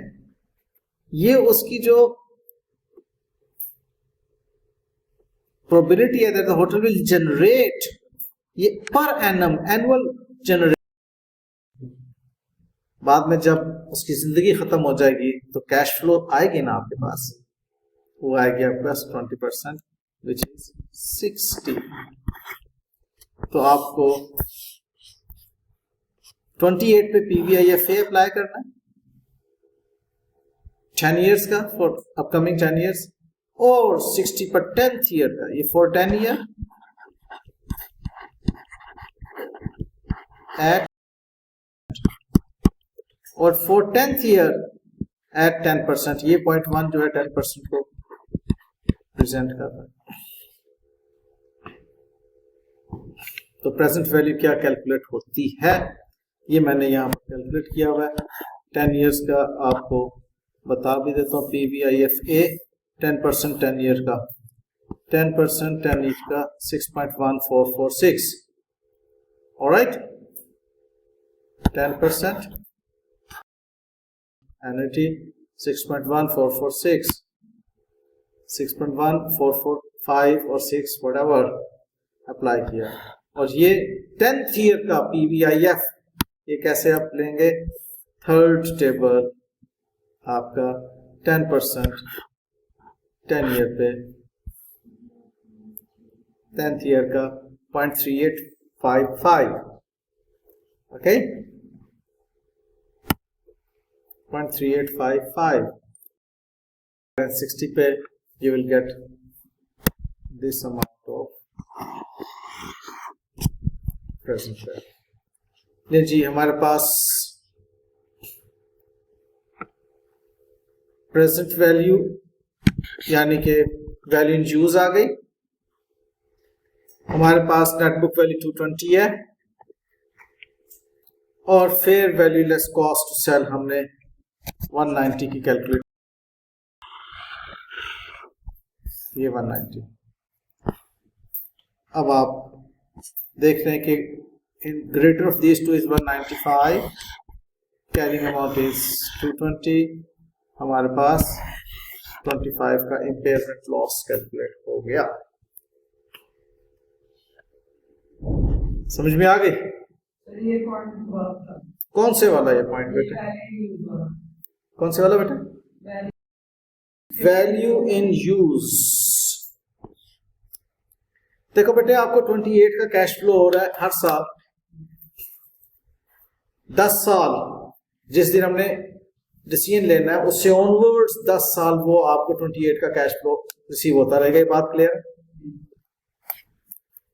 10वें साल आपको 60 का भी कैश फ्लो होगा। प्रॉपर्टी आपकी 10वें साल, क्योंकि आपकी टोटल 15 साल तक आपके पास प्रॉपर्टी है ना, टोटल यूजफुल लाइफ उसकी 15 साल और रेजिडुअल वैल्यू उसकी 60% है।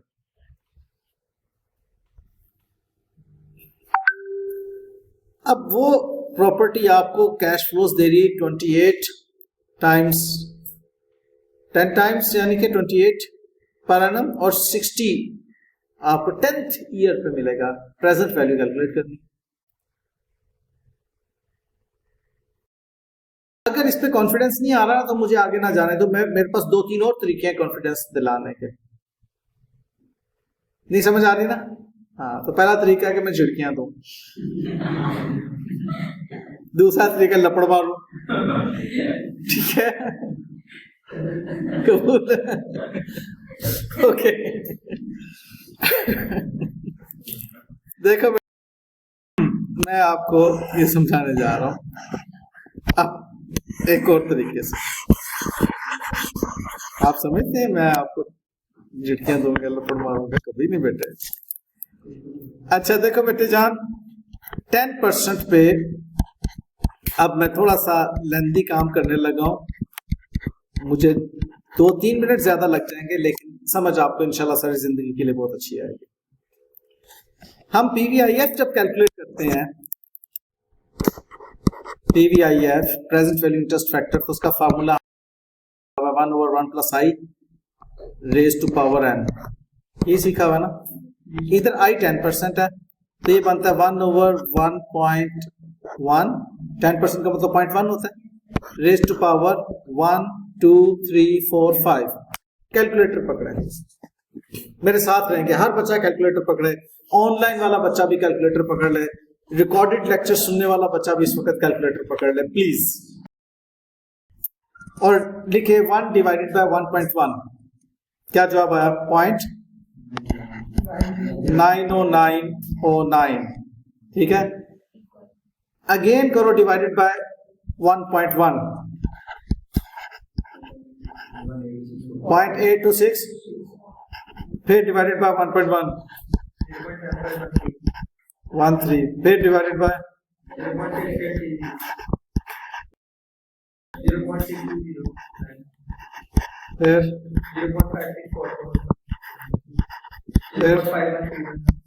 5 4 6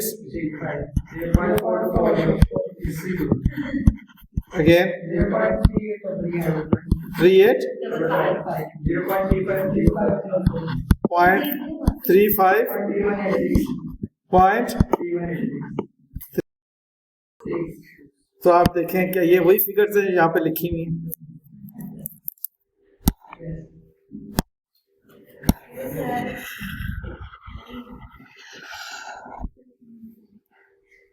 यही आपने कैलकुलेटर पकड़ो दोबारा, इनको कैलकुलेट करो। देखो ये मैं तो आपको कॉन्फिडेंस देना चाह रहा हूँ बेटे, आपने 10% किया ना, जरा 10% पे देखो, जिस स्पीड से आप कर रहे थे उस स्पीड से करो, 1 मिनट से भी कम लगेगा। पहला सा, दूसरा, तीसरा, पांचवा, 6, 7, 8, 9, 10, यही आ रहे हैं। 1 divide by 1.1 raise to power 1, raise to power 2, raise to power 3। Check करने के लिए 5% पे भी करो। 1 divide by 1.05, 1 divide by, please करो ऑनलाइन वाले बच्चे भी, रिकॉर्डेड वाले बच्चे भी। 1 डिवाइड बाय 1.05 क्या आता है? Divided by 1.05 again, again, again, so on and so forth. Yes, sir. Followed? Yes, sir. Okay. अब मेरी अगली बात, अभी मेरी बात कंप्लीट नहीं हुई।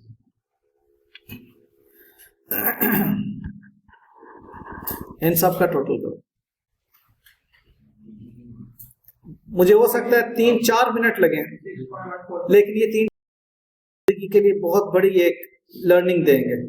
इन सब का 6 के 6 का टोटल करो, 10 के 10 का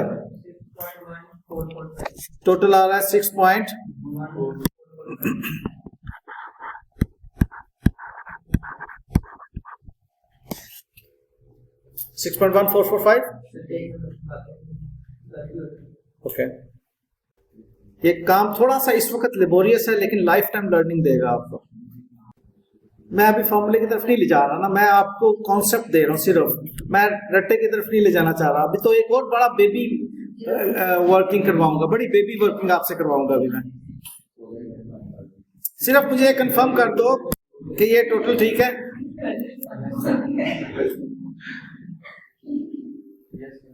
ठीक है, ओके, कंफर्म। ओके, अब बिल्कुल इस वर्किंग से बाहर आ जाओ।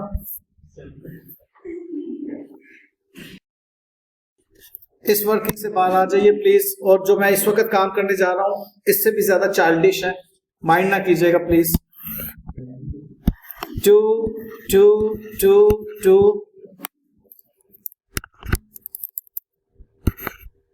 2 into 2 into 3 into 4 into 5 into 6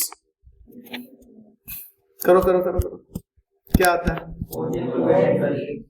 4 6 8 10 12, इसका टोटल करो। नहीं प्लीज, इसको आपने एंजॉय करना है अभी। ये क्या है? 40, इसका टोटल करो।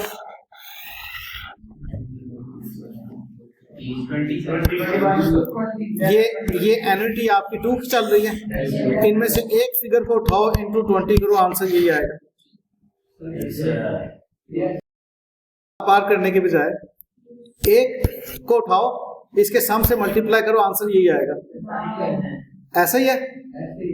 अच्छा, मैं थोड़ा सा और आप लोगों को चाइल्डिश वर्किंग करवाना चाह रहा हूँ, please don't mind it. 5 5 5 5 multiplied by 15 multiplied by 10 multiplied by 5 multiplied by 20 is equal to 75 50 25 100। Total करो, ये क्या आता है? 200। एक एनर्जी उठाओ और इसके सम से मल्टीप्लाई करो। 5 इंटू इसका क्या है? 50 है, इसका सम क्या आता है?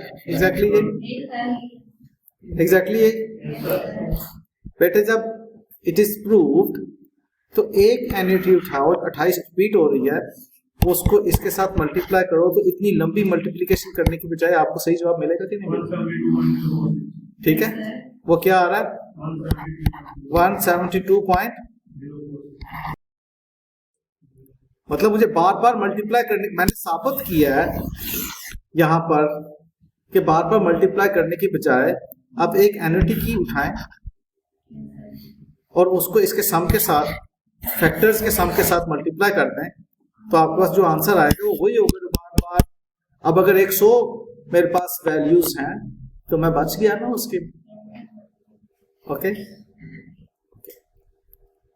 ये जो 60 है ये एन्युटी नहीं है,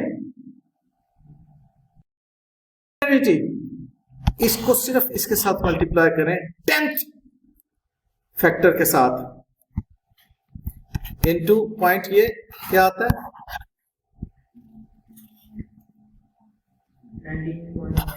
19.116। तो इसका मतलब है इन सब मल्टीप्लिकेशन के प्रोडक्ट्स जो आएंगे उनका सम जो होगा वो क्या होगा 191.162। ये होगा, बात मानते हो?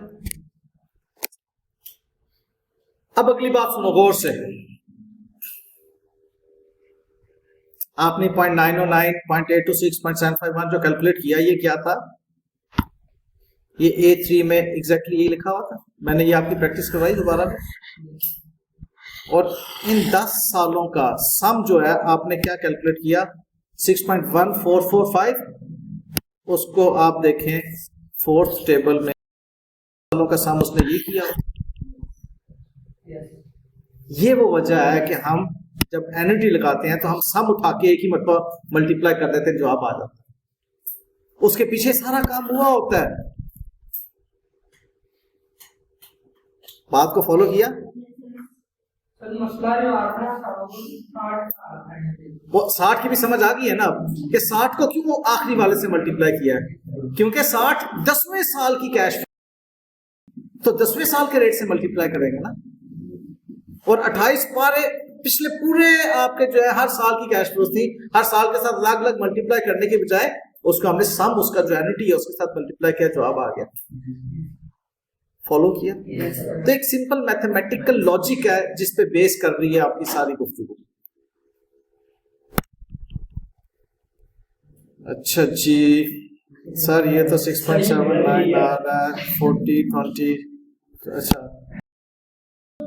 आपका जो भी यहाँ आपकी कोई एरर हो गया होगा या कोई राउंडिंग ऑफ डिफरेंस है, लेकिन 12 ये सम, ठीक है बेटे? बात कॉन्सेप्ट में उतर गई है।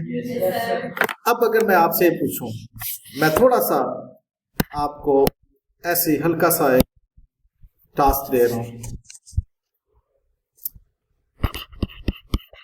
Each year cash flow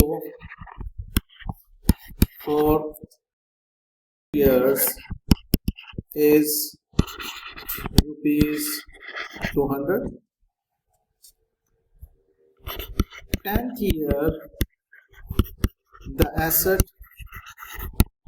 will be sold for ₹500। हर साल 200 मिलेगा और 10वें साल वो एसेट का 500 का 10% रेट है। मैं आपको टेबल्स दिखाऊंगा, फिगर्स खुद उठा के आप करें। आप इसको पहले देख लें, 10% है, 10 ईयर है, ठीक है, और 10th ईयर है, 200 और 500। ओके, आप अपने पास फिगर्स लिख लें, मैं उसके बाद टेबल दिखाऊंगा। आप कैलकुलेटर से फैक्टर्स कैलकुलेट ना करें, टेबल से सिर्फ फिगर्स लिख लीजिए प्लीज। जब आप लिख चुकेंगे फिर मैं टेबल दिखाऊंगा आपको।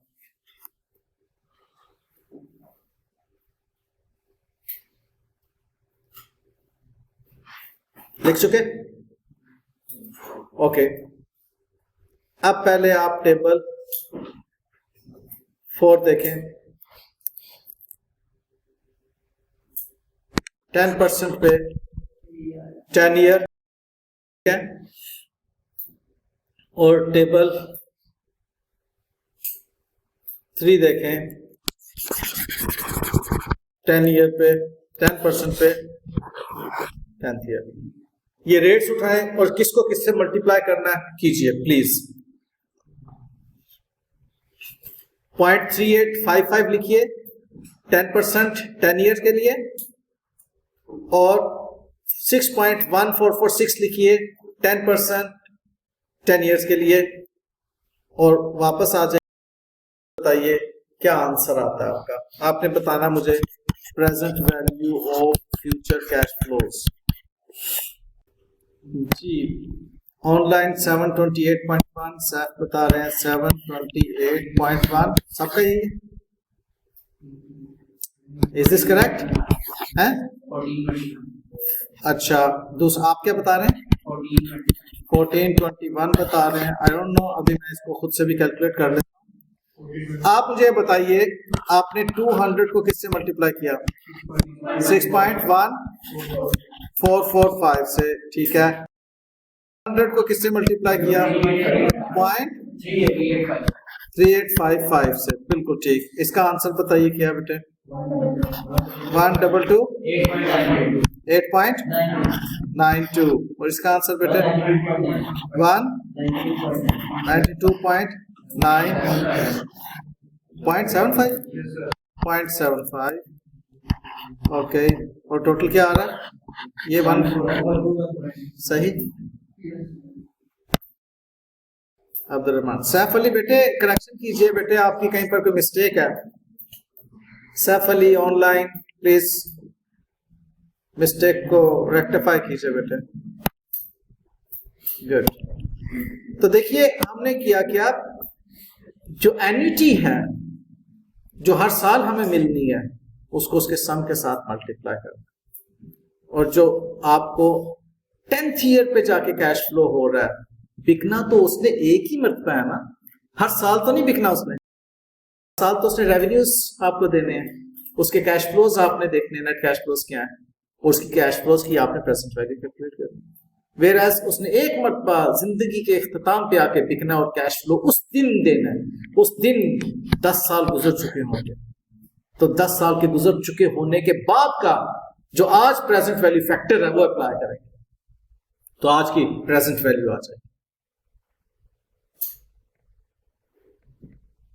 फॉलोड? ज़हन में रखिएगा बेटे जहां इन सारी बातों को। अच्छा जी, आज की बातें खत्म, ठीक है? ओके, तो thank you very much, God bless you all, and will see you tomorrow with new topic. Rooney वाला क्वेश्चन आप कह रहे हैं, आपको रूनी वाला क्वेश्चन अच्छा खैर जो मैं अभी देख देता हूँ। रूनी वाला क्वेश्चन मेरे पास मौजूद है, ऐसे वहां से भी मैं ले लेता हूँ। ये हमने कब किया था?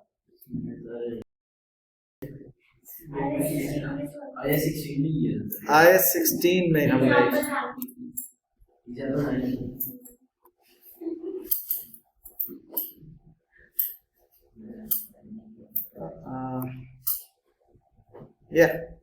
ये वाला रूनी वाला।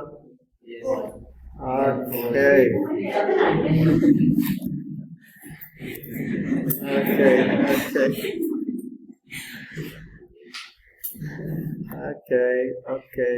हमारी स्पेशल रिवीजन क्लास में तो मैं यहाँ पर आपके साथ शेयर कर देता हूँ revaluation of property plant and equipment. ये काम हमने किया था, इसको अब देखिए। ओके, कल देखें।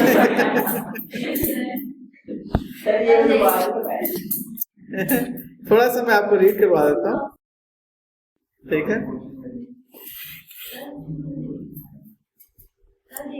आज भी शुरू से देख रहे हैं। कल वैसे हमारे प्लान में कौन सा टॉपिक है?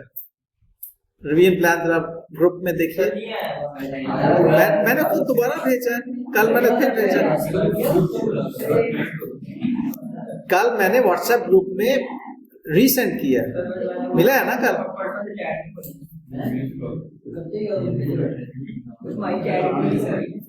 कल का क्या टॉपिक है?